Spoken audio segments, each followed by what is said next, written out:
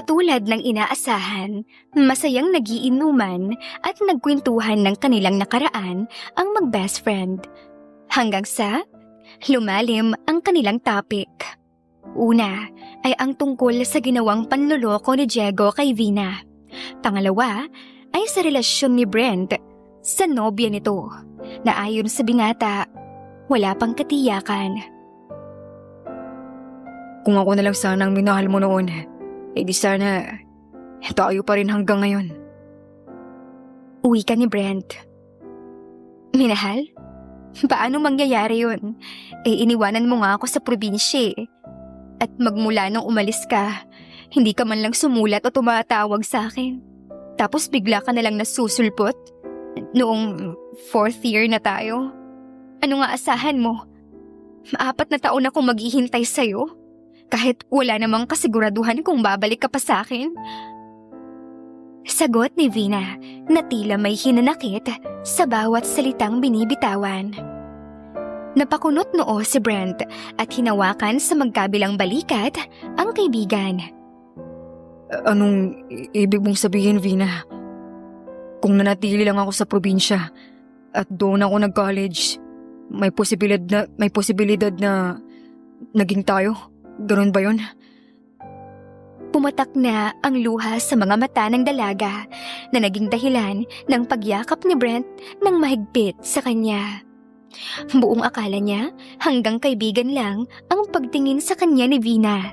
Yun pala, iisa lamang pala sila ng nararamdaman sa isa't isa. Humingi ng tawad ang binata sa naging kapabayaan niya.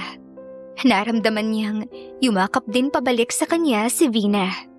Kaya naman, hinawakan niya ang maamo nitong muka at mabilis na tinawid ang pagitan nilang dalawa.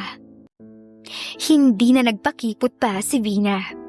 Alam niya na may girlfriend na si Brent, ngunit mahal talaga niya ang kaibigan, kaya handa siyang ibigay ang sarili bilang regalo sa kaarawan nito. Ang kanilang dahan-dahang pagtakas sa realidad ay kanilang itinuloy sa silid ng binata para mas maging pribado ang kung anumang bagay na kanilang kakahantungan.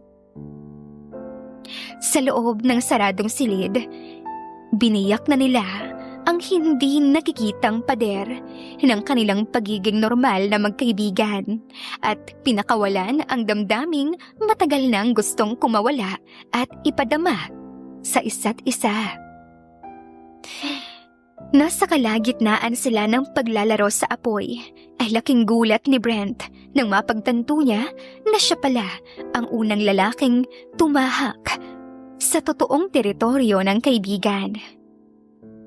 Vina, bakit hindi mo sinabi ito sa akin kaagad? Akala ko nang ibigay mo na to kay Diego. Ngunit, ngumiti lamang ng mapait si Vina at tumitig sa kaibigan. Mahalaga pa ba yan, Brent? Hindi ka naman nalugi, di ba? At isa pa, masaya akong sa'yo ko binigay ang regalong yan. Sagot ni Vina at muling sinabing ituloy na ang bagay na kanilang tinatrabaho at handa siyang tiisin kahit gaano pa yon kasakit. Nung matapos ay nanatiling nakahiga ang dalaga habang namimilipit pa sa tinitiis na sakit. Si Brent naman ay nakaupo sa kama at nakatingin lang sa kaibigan. Hindi siya makapaniwala na sa kanya binigay ng kanyang best friend ang natatanging bagay na iniingatan nito. Makalipas ang 1 oras at medyo nakarecover na si Vina sa nararamdamang sakit, nagpaalam na siyang uuwi na sa apartment niya. Nagkusa naman si Brent na ihatid ang kaibigan, lalo at gabi na. Pero noong naroon na sila ay sinabi ni Vina na doon na rin ito magpalipas ng gabi. Kaya muli pang naulit ang bagay na kanilang pinagsaluhan sa apartment ng binata. Kinabukasan, pagkagising ni na Brent at Vina, tinangkapang banggitin ng binata ang nangyari noong nagdaang gabi. Subalit, pinigilan siya ng dalaga at sinabi nito na ayaw na niyang pag-usapan pa ang mga nangyari, kaya hindi na rin ipinilit pa ng binata ang topic. Sabay silang nag-almusal at noong matapos, pinauwi na ni Vina si Brent sa apartment nito. Matapos ang araw na yon, balik na muli sa normal ang magkaibigan. Magkaibigan na muli ang kanilang turingan. Naging mas abala na ang dalawa sa kanilang mga trabaho. Kaya naman, bihira na lamang silang mag-usap at magkita. Dahil sa pagnanais ni Vina na mapalayo sa kanya ang kaibigan, umiiwas na siya kay Brent. Alam niyang mali ang ginawa nila, lalo at may girlfriend na si Brent. At sa kabila ng namagitan sa kanila, nagpatuloy pa rin ang relasyon ng dalawa. Kaya ibig sabihin, mahal talaga ni Brent ang kasintahan at ayaw ni Vinang makasira ng relasyon, lalo kung totoo naman talaga na nagmamahalan ang dalawa. Isang umaga, nagising si Vina na masama ang kaniyang pakiramdam. Naduduwal siya at pinagpawisan ng malapot. Napilitan siyang umabsent ng araw na yon. Anong nangyayari sa akin? Bakit ganito ang nararamdaman ko? Lalo pang lumala ang kalagayan niya. Hindi siya halos makakain, kaya nanghihina na siya. Hanggang sa naisip niya ang isang bagay. Napagtanto niya na 2 buwan na pala siyang hindi nagkakaroon ng buwan ng dalaw. Pinilit niyang lumabas at bumili ng pregnancy test sa pharmacy. Pagkabalik sa apartment, nanginginig ang kamay na tinest ang sarili. Habang titig na titig sa pregnancy kit, ay panay ang bulong niya na huwag naman sanang mag-positive. Ngunit hindi pinagbigyan ang kanyang kahilingan. Nanlaki ang mga mata ni Vina nang makitang 2 guhit ang nasa pregnancy test. Nanlalambot ang mga tuhod ng dalaga at impit na umiyak. Hindi ito maaari. Paano na ako at ang batang nasa sinapupunan ko? Siguradong malaking kahihiyan to ng pamilya ko. Malaking kahihiyan ng pamilya ko ang nakataya rito. Bulong ni Vina sa sarili. At dahil sa palaging masama ang kanyang pakiramdam, alam niya na hindi na siya makakapagtrabaho pa ng maayos. Kaya naman, nakapag-decide siya na mag-resign na lamang sa trabaho, habang maliit pa ang kanyang tiyan. Ilang beses tumatawag at nagte-text si Brent sa kanya, pero hindi niya sinasagot lahat ng yun. Umiyak siya ng umiyak. Alam niya na anumang oras, biglang sumulpot si Brent sa apartment niya. Ayaw niyang malaman ng binata na nagdadalang tao siya. Hanggang sa isang umaga, day off noon ni Brent, naisipan niyang pasyalan ang kaibigan niyang si Vina. Ngunit ganoon na lang ang lungkot niya nang pagdating sa inuupahang apartment ni Vina, hindi niya na ito naabutan pa. Ayon sa landlady, nagmamadaling umuwi ng probinsya si Vina. Tinawagan agad ni Brent ang best friend, pero hindi ito sumasagot. Kaya tinext na lang niya, pero hindi rin nagre-reply ang dalaga. Noong sumunod na mga araw, hindi pa rin sinasagot ni Vina ang mga tawag at text ni Brent. Kaya naman, naisipan ng binata na tawagan ang kanyang nanay na si Aling Josie na nasa probinsya. Nay, kamusta na po kayo dyan? Ano pong balita po sa atin dyan? Tila nang huhuling tanong ng binata. Sandaling natigilan naman. Sa kabilang linya, si Aling Josie. Pagkatapos ay sumagot ito na ikinagulat ng husto ni Brent. Maayos naman kami rito, anak. Siya nga pala, may balita rito na kumakalat sa atin. At hindi lang ito basta balita, Brent. kumpirmadong-kumpirmado dahil ako mismo kitang-kita ng mga mata ko. Ano pong ibig niyo pong sabihin, Nay? Si Vina, yung kababata mo, umuwi rito galing sa Maynila, buntis. Basta na lang siyang dumating dito na walang kasamang asawa. Biglang kinabahan si Brent sa kanyang narinig. Tama ang hinala niya. May dahilan si Vina kung bakit ito biglang umalis at naisip din niya na baka siya ang ama ng dinadala nito. Noong matapos ang pag-uusap nilang mag-ina, nakatulala pa rin si Brent. Naisip niya kung ano kaya ang ginagawa ni Vina sa mga oras na yon. Dumagdag pa sa isipin ni Brent ang bali-balita na may ibang lalaki ng kinahuhumalingan ang girlfriend niyang si Patricia. Aminado naman siya nitong mga huling linggo, nagkukulang na siya ng panahon sa nobya.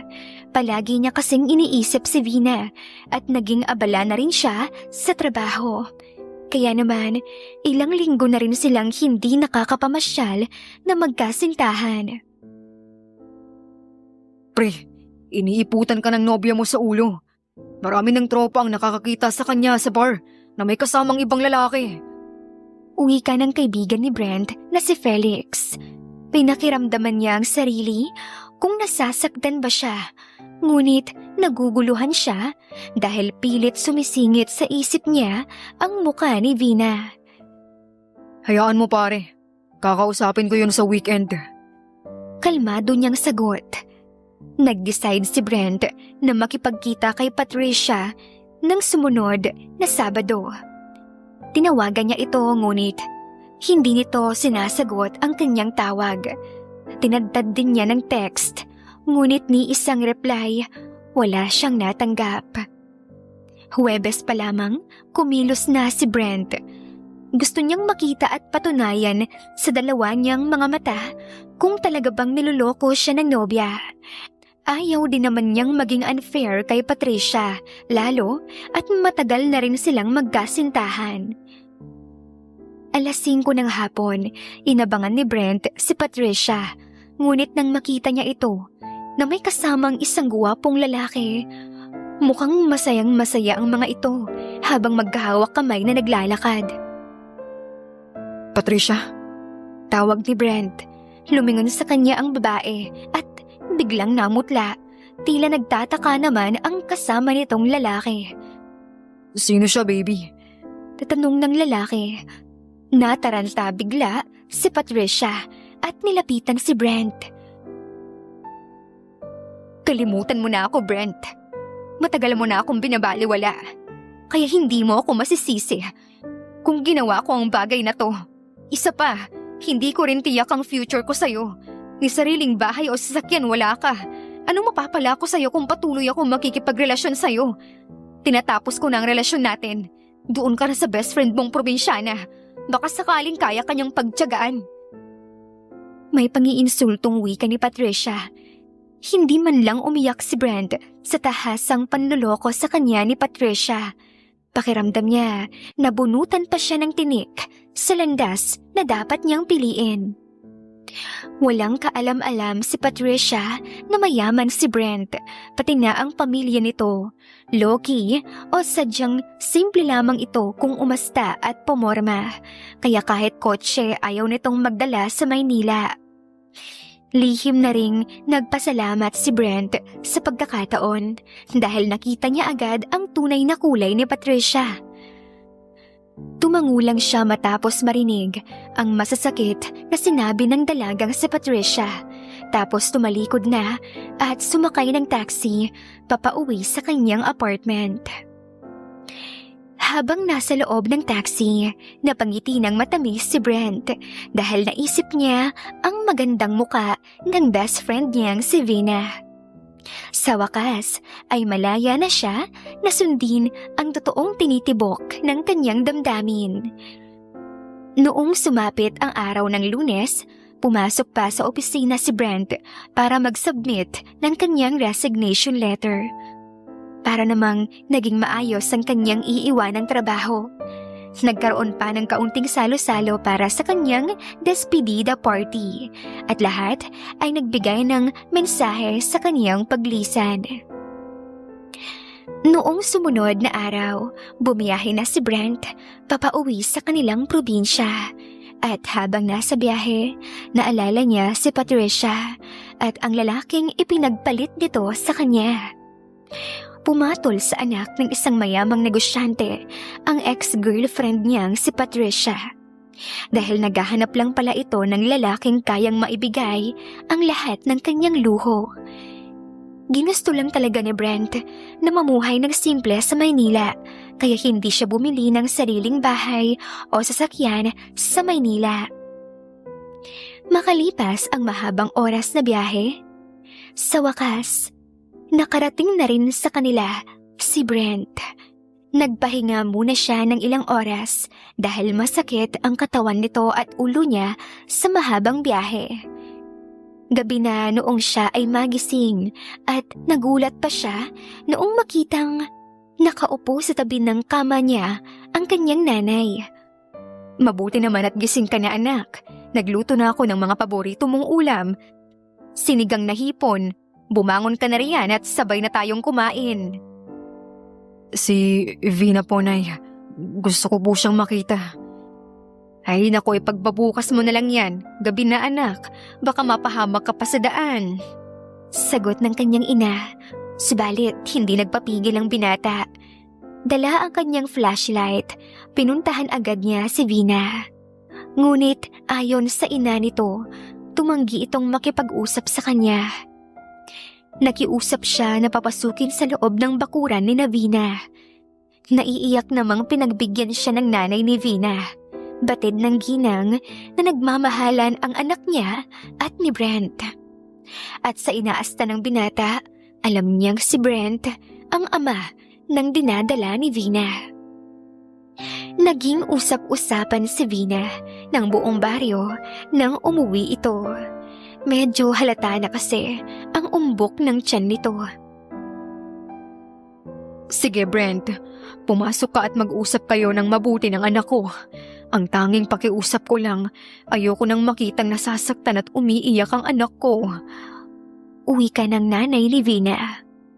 Nagmamadaling pumasok sa bahay si Brent. Naabutan niya sa sala ang kapatid nitong si Victor. Itinuro naman ng binatilyo kung saan ang silid ng ate niya. Samantala, sa kwarto ni Vina, umiiyak siya habang hinihimas ang kanyang tiyan. Alam niyang nasa labas lang ng bahay ang ama ng kanyang anak. Pero ayaw niyang umasa na pananagutan nito ang kanilang anak. Napakisulot si Vina sa magkakasunod na katok na kanyang narinig. Alam niyang si Brent ang nasa labas ng pinto ng kanyang silid. Anak, nandito ang daddy mo. Humahagulgol na bulong ng dalaga. Nakikiusap ako sa'yo, Vina. Sabihin mo ang totoo. Ako ba ang ama ng pinagbubuntis mong yan? Buksan mo tong pintuan, mag-uusap tayo. Nakipaghiwalay na ako kay Patricia at nag-resign na ako sa trabaho ko. Gusto ko nang maayos natin ang problemang to. Pagmamakaawa pa ng binata, kumabog ang dibdib ni Vina. Ang malamang wala na sina Brent at Patricia, ikinatuwa niya ito ng husto. Ibig sabihin nun, malaya na muli si Brent. Kaya dahan-dahang tumayo ang dalaga at binuksan ang pinto ng kanyang silid. Vina, bakit hindi mo sinabi sa akin ng totoo, ha? Niyakap niya ng mahigpit ang kaibigan at pilit na pinapaamin. Halatang naguguluhan at parabang kinakabahan ng dalaga sa tanong ng best friend niya. Nagdadalawang isip siya kung aaminin ba niya ang totoo. Mula nung high school pa lang tayo, gusto na kita, Vina. Natatakot lang ako na magtapat noon kasi baka layuan mo ako. Pag-amin ng binata, napaawang ang bibig ni Vina sa kanyang narinig. Hindi niya akalain na iisa lamang pala sila ng nararamdaman noon ni Brent, noon pa man. Hanggang sa tumulo na ang luha sa kanyang mga mata. Niyakap din niya ng mahigpit ang ama ng kaniyang anak. Hinawakan niya ang kamay ni Brent. Tumingin ng diretsyo sa mga mata ng binata. May aaminin din ako sa'yo, Brent. Mahal na mahal kita. High school pa lang tayo. Kaya lang pakiramdam ko noon kapatid lang ang tingin mo sa akin eh. Umiiyak na sagot ni Vina. Niyakap ng mahigpit ng binata ang kanyang best friend. Malakas ang pagkabog ng kanilang mga dibdib. At sa isang iglap, tinawid na nga nila ang pagitan nilang dalawa. Oo, Brent. Ikaw ang ama ng dinadala ko. Magkakaanak na tayo. Isa ka ng ama, Brent. Maging ang ina at kapatid ni Vina ay umiiyak na rin sa hindi kalayuan. Narinig nila ang lahat, kaya naman lumapit na sila sa dalawa at niyakap ang dalaga. Nang sumunod na linggo, namanhika na agad si Brent at ang pamilya niya. Kailangan nilang madaliin ang pagpapakasal dahil malaki na ang tiyan ni Vina. Sinasabi ko na nga ba, at sa huli sila rin ang magkakatuluyan. Alam mo ba balae, noon pa man gusto ko na talaga itong si Vina para sa uniko iho namin. Wika ng nanay ni Brent. Ako din balae. Bagamat hindi nila noon inaamin sa mga sarili nila, pero kitang-kita naman sa mga kilos nila kung gaano nila kamahal ang isa't isa. Sagot naman ng nanay ni Vina. Masaya ang naging pamamanhikan ng pamilya ni Brent. Kumalat ang balita sa buong bayan sa napipintong pagpapakasal ng dating magkaibigan. Nakarating naman sa kaalaman ni Diego ang balita. Sinadya niyang puntahan si Vina para i-congratulate ang dating nobya at para humingi na rin ng tawad. Malugod namang tinanggap ni Vina ang paghingi ng tawad ni Diego. Ang mahalaga, maayos na ang mga sigalot sa landas nila ni Brent. Makalipas ang isang buwan, sa wakas, ikinasal na rin sina Brent at Vina. Nagpakasaya sila ng araw na yon. Kahit na pinaghiwalay sila noong una, sa huli, sila pa rin ang nagkatuluyan. Naging negosyante si Brent dahil siya ang nagmana ng mga negosyo ng kanilang pamilya. Habang ang asawa nitong si Vina ay plain housewife lang at siya ang nag-aalaga sa kanilang 3 anak. Namuhay ng masaya ang dating mag-best friend na sa huli naging mag-asawa na. Kapiling ang isa't isa at ang kanilang mga supling. Wakas! Ayun, my loves, dito na nagtatapos ang ating maganda at punong-puno ng mga maiinit na aksyon na kwento. Sana ay na-enjoy nyo ang pakikinig. My loves, kung bago ka lamang dito sa ating channel, huwag ka nang mahiya na mag-subscribe ha. Marami pa akong i-upload rito. Pwede mo ring balikan ang napakarami nating upload noong nakaraan. At siguradong ma-enjoy mo rin yon. Salamat sa pakikinig, my loves ha. Take care and bye.